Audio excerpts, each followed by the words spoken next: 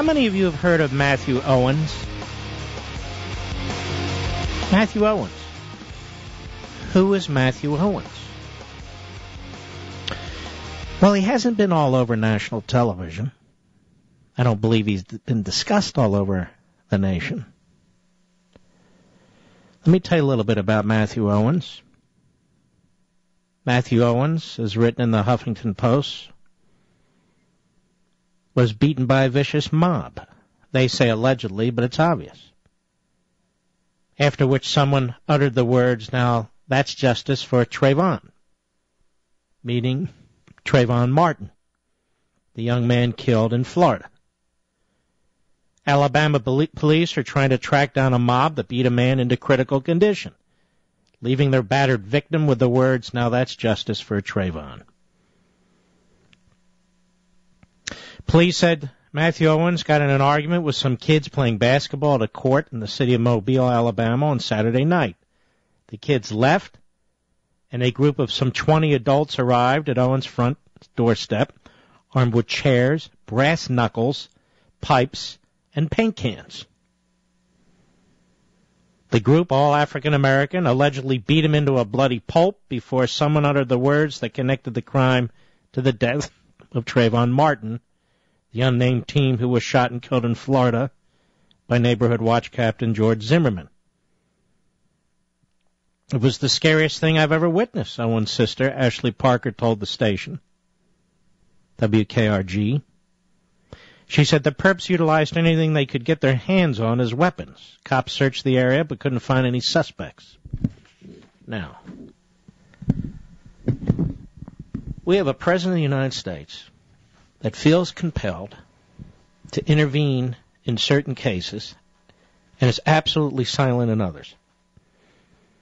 He's running around in 3 battleground states, hanging out with Dave Matthews Band and a night show host, having a grand old time. And I want to know when he's going to talk about this and the 2 other alleged cases in this country, including in Illinois, of this sort. I want to know when our president, our attorney general, are going to speak out. Because, frankly, their conduct and their initial words in the Martin Zimmerman matter, I said at the time, were provocative. Were very provocative. And that's not the way a president of the United States and an attorney general of the United States should behave themselves. We have crimes being committed that are now clearly race-based, without question. Because the perpetrators are saying so. I want to know where Jesse Jackson Jr., not junior, senior, I guess. I want to know where Jesse Jackson is. And why he's absolutely silent about this. Al Sharpton, that big mouth. Al Not So Sharpton. Radio show, TV show.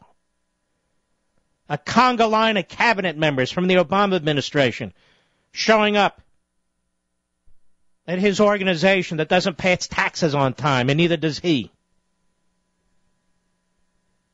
What kind of government do we have here?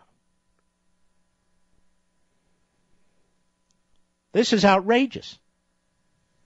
What kind of coverage will this get on the NBC nightly news program with Brian Williams?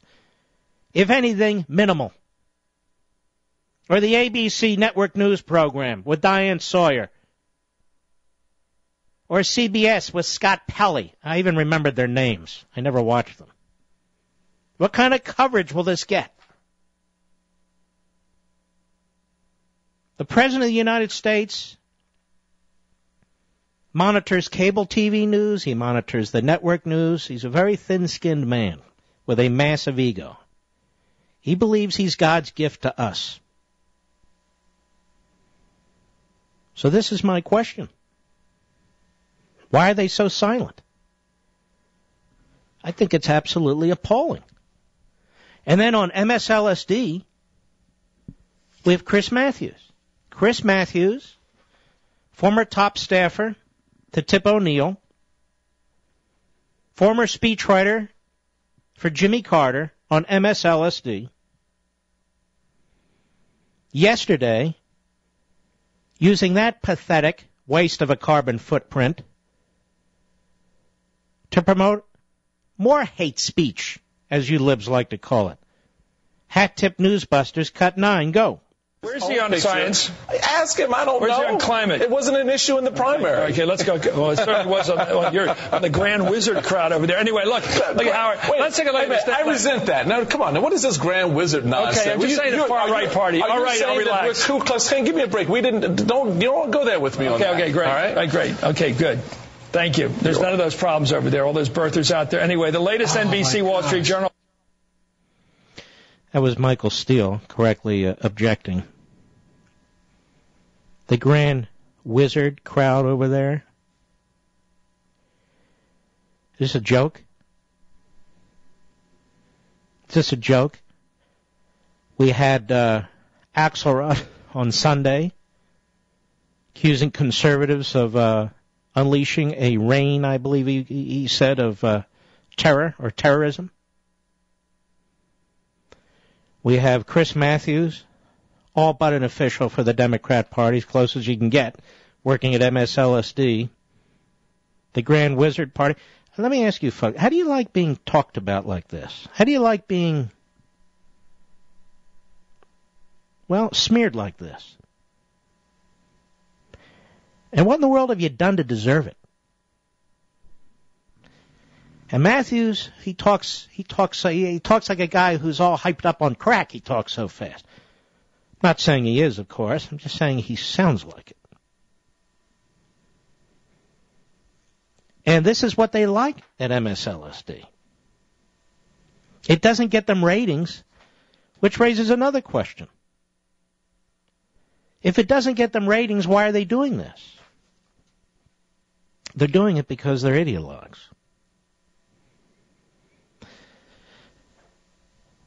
Ku Klux Klan, reign of terror or terrorism. I remember when Obama took to the airwaves. Remember when he gave a speech out there in Tucson after Representative Giffords was almost murdered? Gave that speech where he was above it all. Talked about getting our language under control. Let's be civil. You notice he never, ever lectures his own side, which is by nature uncivil and vile in so many ways. Notice not a word from our president, not a word about the incredibly barbaric behavior in the name of Trayvon Martin. Nothing. And notice that his media, the White House, says nothing. We have double standard in this country, folks. There's just no question about it. Double standard for the left. Double standard for phony civil rights leaders. Whether it comes to them paying their taxes, it comes to their own behavior, their own words. They're never really held to account. Ever.